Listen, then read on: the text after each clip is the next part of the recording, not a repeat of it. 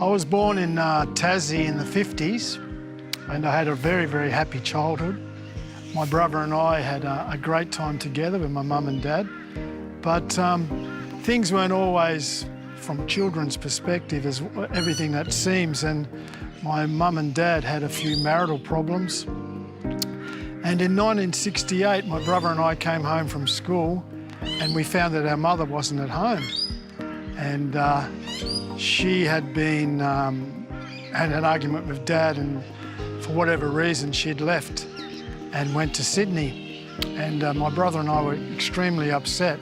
But we got used to living with Dad for the next few months. And then one afternoon, my mum, I was called up to the office at my school, and my mother was there. And it was a real shock for me. And my brother was with her because he was going to a primary school. She'd broken into our home and taken our clothes, and she more or less kidnapped us and took us to Sydney.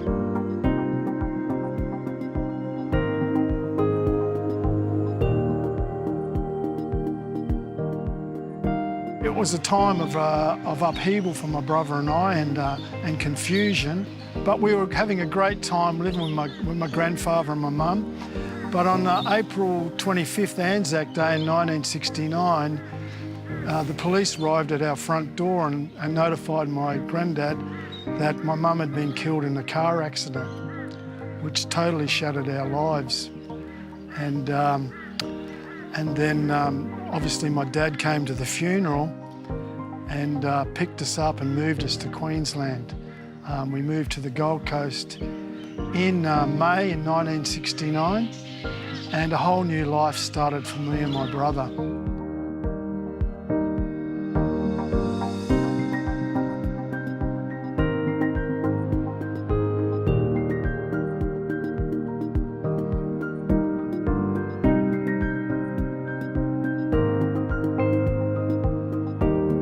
I landed on the Gold Coast with my dad and my brother, and man, it was unreal.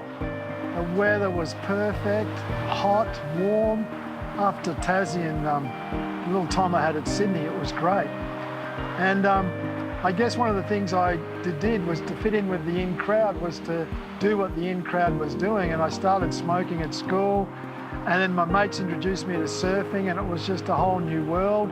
Started taking drugs and drinking, and every Friday and Saturday night we'd hit surface and get someone to buy us like a little flask of drink, and we'd go down to the bottom of Cavill Avenue in the car park and scull them and throw the bottles over onto the highway. It was a crazy time, and all my mates like Doris and Bear and Sykesy, everyone was a pothead in the surf community, and everywhere we went there was people smoking pot, and you'd surf and have a joint and go for a surf with your mates, and it was just a big party lifestyle. Most of my mates had older brothers, and you know, they were in the know, and it was just a crazy time. Crazy and really, really just out there time.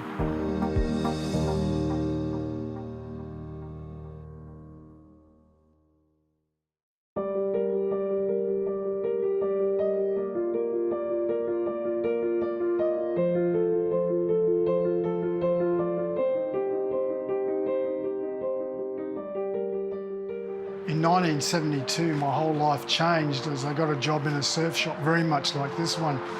But I was only working part-time on Saturday mornings in school holidays. In 1973, I left grade 12 and came straight to a permanent job in a surf shop called Brothers Nielsen. I had the dream job. I was working in the surf industry, I was surfing, and every day was a dream come true. In 1982, I became a director of Brothers Nielsen, and it cost me $2,000, which I borrowed off my dad, and I became an executive director in the company. In around 2000, we had 28 stores and a turnover of close to 30 million. But in 2006 or 7, the industry started to change immensely, and our suppliers became our competitors.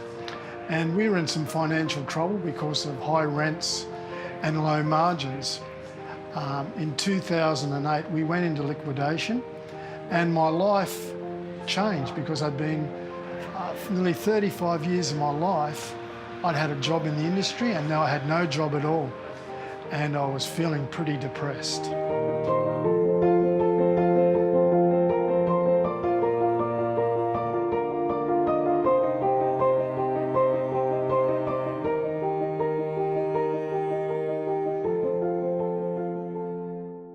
Like most Australians, I started drinking, I guess, around 16, into smoking pot. Australia has that large, drinking culture.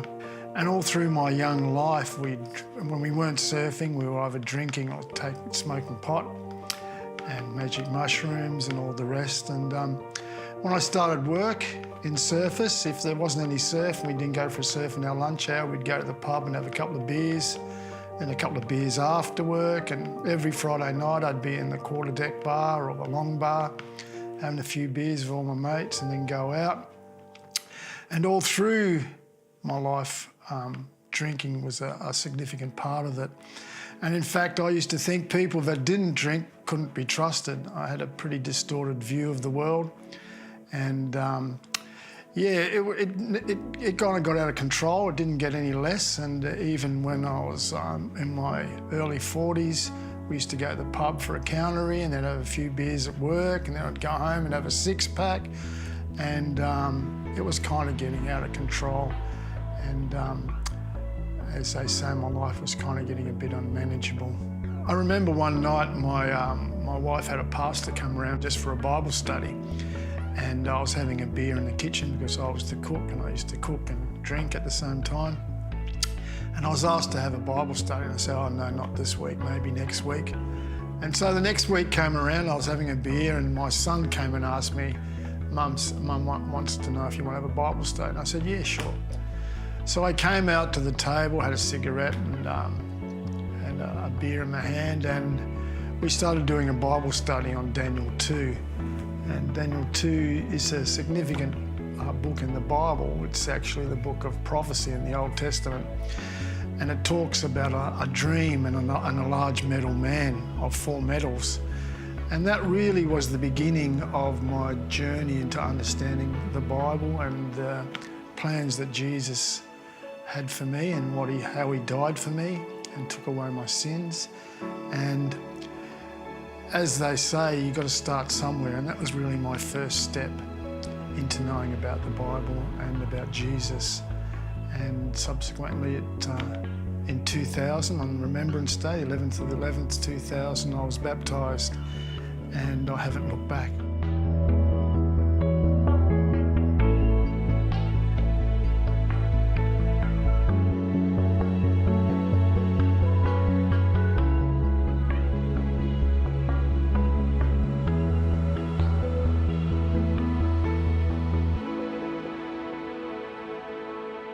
In April 2008, Graham and Michelle started a 12-step program in our church called Celebrate Recovery. As great little Adventists as we were, we all decided to volunteer and come along and help with the program. And after doing the program for a couple of months, we realised that this program was actually for us.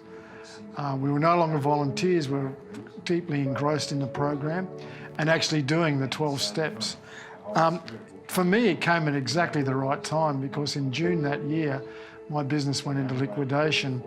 And for the first time in 30-odd years, I hadn't had a job, no income, and I had a bit of depression and feelings of worthlessness. So I was able to overcome them through the program. Really recommend a 12-step program to everyone. It's an incredible journey. Ordinary people have problems and stuff, but you can go on an incredible journey with a 12-step program. It improves your relationships, not only with your family and your wife, but with everyone around you. And you really do get control of your emotions, and you can have a really worthwhile life. I guess for me, in my early life, smoking pot and drinking was all a bit of a competition with me and my mates, and trying to fit in with all those things was the competing to take as much drugs as you could was one of those things of being young and foolish. I've tried lots of drugs, and I had a kind of an addictive personality in some ways, I guess. I've tried lots and lots of different kinds. And but the hardest one for me to give up was actually smoking. I gave up drinking fairly easy, but smoking was a really painful to give up. It really dragged me down, my self-esteem. I just couldn't seem to kick it, no matter whatever I did. And so eventually I did give up, but it took me about 6 or 7 years. And it was a real burden for me, and I really appreciate God kind of giving me that thorn in the flesh, because I can help other people who have addictions to deal with theirs as well. I'd tried to give up for about 8 years. I'd tried to give up numerous times smoking, and you know, when you smoke pot, you mix tobacco with it. So for 2 years, I'd actually given up smoking, but I got back into it again. And many times I gave up and always fell victim again to the dreaded nicotine. And in the end, it was just, I just had to give it all to God. I was just powerless. I couldn't do anything. I was trying to do it in my own strength, but for me, I had to give it to God to take it away from me.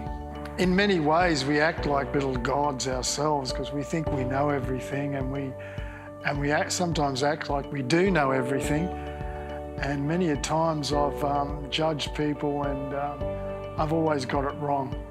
So only God knows people's hearts, and so many times I've made the mistake of not wanting to go with my family somewhere for whatever reason, just for being stubborn, I guess, and gotten there and had a really great time. So God leads us to lots of places, and usually it's for our own benefit, and usually we really get a lot out of it.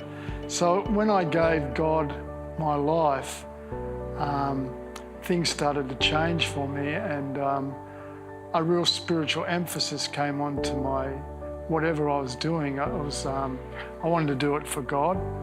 He was the one that really saved my life, and my friends and my wife, introducing me to God and praying for God. I now have a totally different outlook on life, and I let God make the big decisions, and I follow Him.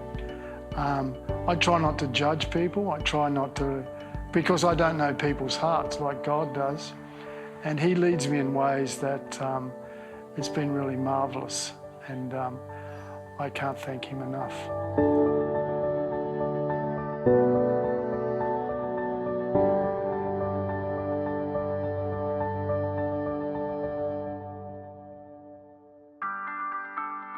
After I had my first Bible study in about 1993 or 4, I came to church a couple of times and got involved with a couple of other Bible studies, but I was really still doing it under my own steam. I just didn't think I was good enough to come to God.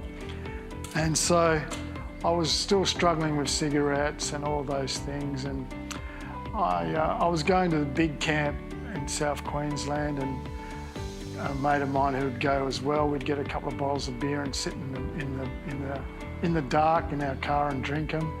But I was realising that to really turn to God, I had to change my life. I was worried that my old friends wouldn't like me, and I'd be changed. And it was the fear of change, I guess, that's prevented me from getting closer to God. But I realised that it was the right thing to do. The Spirit was working on my heart, and it changed me and gave me the strength and took away the fear. And that was the thing that changed my life. Part of the 12-step program is doing a moral inventory, and I think it's step 4. A lot of people stumble at this step because they don't really want to have a hard look at their life. It's really a part about being honest with yourself and honest with God. And that honesty makes the relationship more real. And the first time you do it, you write everything down and you frantically try to think of everything, but it's really not a one kind of step go in the sense that you're coming to notice things happening, or something will pop into your head that happened 20 or 30 years ago, and you need to write that down. And so your moral inventory grows over time as you start dealing with the issues that caused your hurts, habits and hang-ups. So although it's kind of, you can rush into and do it, it's something that actually does take a long time, because for me, I was over 40 years old. So 40 years of life in one go, you just can't write it all down in one turn. Admitting your wrongs. This is one of the steps that for me is one of the hard ones. I've done a lot of wrong things in my life, and I've admitted them too, and I've talked to my accountability partner about it, and my wife, and she knows that I haven't been the most perfect person in the world. No one is. But I've learnt to admit my wrongs and to ask for forgiveness, and it's kind of a good thing to do, that you know that it's like well, we're going to talk about moral inventory, but it's leading to that understanding yourself, because we always trip over those things that Satan sends to. He knows which buttons to push for us. He knows how to make us trip and stumble, but Jesus is there to pick us up. So admitting your wrongs is one of those steps that kind of helps your character building. It defines, gives you a sense of which way to go. Turn your back on those things that you did wrong, admit your mistakes, apologise, and move on. It's one of those steps again, which is one of the hard ones to do and complete, and to do it properly. Sometimes we have defects and problems and stuff we don't even know about. And it could be stuff like judging other people, which I mentioned earlier. Assuming someone's like this, but they're actually like that. And for me, that was a real a thing I used to do. I used to judge people by the way they looked and acted. And one of the things that God shows you is that you seem to point out what their problems are actually your problems. And God has a real knack of doing that. And you know, people can gossip and not realising they're gossiping. There's all these little things that by habit that we do that sometimes we don't realise that they're hurting other people. So we ask God to help us to look at ourselves and to really look at those things that can cause other people distress, and in turn it hurts us because we're hurting other people. So I ask God to help me look at myself, point out to me and show me by just things that happen daily, the things that I can make better in my life by trying to remove the things that hurt other people. And one of the other things is impatience, and that kind of really can be something that's a stumbling block for a lot of people. One of my favourite sayings is that God loves the sinner and hates the sin, but us sinners love the sin and hate the sinner. And once I started to understand that thing, I could look at other people differently. When I first came into the church, there was a real lot of old people, and I've actually said this in something I did, was that there was a real lot of weird-looking people. And from where I was, coming from the surf industry and fashion thing, these people dressed really conservatively and really weird. And I thought, man, what a strange bunch of people. But when I got to know them, man, I really loved these people. There were so many people that had done so many fantastic things, and God showed me that, you know, my eyes aren't the eyes to look through. I need to look through the eyes of Jesus. So I he really changed my life with regard to how I looked at people and how I looked at things, and softened my heart in many ways. And he took away a lot of those glasses of that world I was in and changed me completely. So I was really thankful that God put me where I was, and yeah, I think I've really changed a lot. Again, when you get your pen out to write your list of people that you need to make amends for, again, you can come up with lots of stuff straight up, but again, it's an ongoing kind of thing that as you clear away some memories, other things pop into your mind, and you need to be writing down all the time. It's a process that does take not only one go, but many, many turns to get it right. And then there's a lot of people that you may have hurt, that you sense that you may have hurt them, but didn't really understand how you hurt them. And it's good to kind of revisit some of those things, because people can carry grudges for a long time. And I've carried a couple of grudges in my life, and it's a good thing to kind of clear the decks and understand where you're going with your with knowing yourself. And it's all part of understanding how you're growing and understanding how you can keep away from those danger things, that you're not going to be hurting anyone in the future. That's really what it's about for me, is that understanding how I've hurt people in the past is going to teach me how not to hurt people in the future.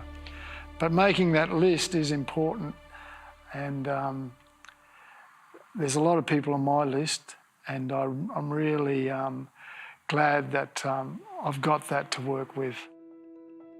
There's a good time and a bad time to make amends, and sometimes the Lord forces a situation on you where you have to make amends to the person that you're with. I was diagnosed with cancer in 2010, and I didn't know if I was going to live or die, so it was a kind of a time when I started to take making amends seriously.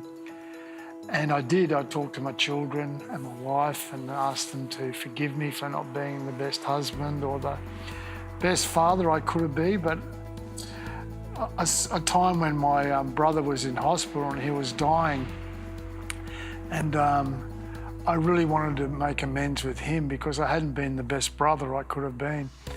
When he was a heroin addict and I was kind of addicted to drugs as well, I thought he was pretty weak, and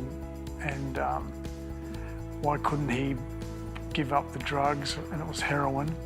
He had a strong addiction, and he was a heavy user, and that's what subsequently killed him, because he got hepatitis C. But he was dying in hospital, and I really had to ask him to forgive me for those things that I'd said to him, and it was a pretty painful time. But in the end, he forgave me, but he asked me that there was really nothing to forgive. But I was really distressed about it, because I could have been a much better brother, and I asked him to forgive me, and he did. I'm glad that I could tell him that I loved him at that time while I made amends, and it was really powerful for me, and I think for him too. Keeping your emotions in check and having control of your emotions is an important part of recovery, and how you work on that is through a daily inventory kind of thing of your life and your emotions, because emotions can really drive you crazy sometimes, and that happens to lots of people. Like it can get, for me, I know if I get a speeding ticket in the mail, it can really just make me go crazy. But keeping control of your emotions really helps controlling your life, and God really helps us to do that by praying about things and to know how you actually react. And reacting with your emotions can cause a lot of problems. So thinking through things and doing what Jesus would do and look for an answer without using your emotions is really important. So using daily, not trying to get upset, and controlling your emotions takes a lot of work. And if you try to do it every day, you can really get control of your emotions and your life. How I contact with God, I obviously pray with my wife in the mornings, and we read devotionals, but one of the great things for me is God bringing people into my life, and I can see him working daily by looking at what's best in people. But one of the great things I really love is going to a recovery meeting and listening to someone pour out their heart. And it astounds me, some of the stories I hear from such humble people, and God's working in their lives, and that gives me the strength to know that God is real. And I see so many fantastic stories of people going, oh, no one will want to hear my story. But I just sit there with tears coming out of my eyes going, man, this guy is just unbelievable, the things they've gone through. And it really, really affirms me and makes me think about my life and my contact with God, because without him, life would be a totally different thing. And so, yeah, I just love going and hearing people's stories and testimonies, and that brings me close to God because it brings me close to those people. I really believe everyone should do a 12-step recovery and learn about themselves, learn how to control their emotions, learn how to love people the way Jesus loves them. And recovery for me has been a wonderful thing in my life. It's made my life real and relevant. And in saying all these things, I'm actually doing the 12th step, encouraging people to do it, bring this message to others, share the message, and I have total faith in this message of the 12-step program. And if I hadn't done it, I don't know where I'd be. I probably would be divorced, estranged from my family and my kids, and probably just lost, because it's so easy to be lost in this world. My name's Kim, I'm a believer in Jesus, and I've struggled with the after effects of 30 years of chemical addiction. And thanks for listening.